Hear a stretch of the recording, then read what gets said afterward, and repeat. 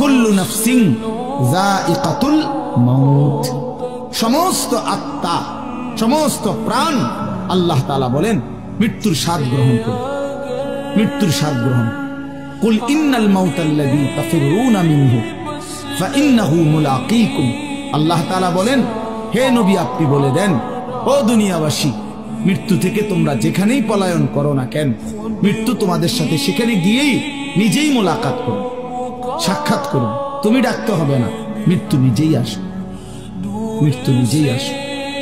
আইনামা তাকুনু ইউদরিকুমুল মাউতু ওয়ালাউ কুনতুম ফি বুরুজিন মুশাইয়াদা, আল্লাহ বলে তুমি যদি এমন একটা বিল্ডিং বানাও, ঘর বানাও, যে ঘরটা অনেক উঁচা, যে ঘরটার উপর দিয়া কেউ ভিতরে ঢুকতে পারবে না, যে ঘরটার মধ্যে একটা ছিদ্র নাই, একদম আটকানো, তো এরকম একটা ছিদ্রবিহীন সুউচ্চ ঘরও যদি তুমি বানিয়ে তার ভেতরেও তুমি আশ্রয় নাও, তো ইউদরিকুমুল মাউতু, মৃত্যু তোমার সেখানেই পৌঁছে।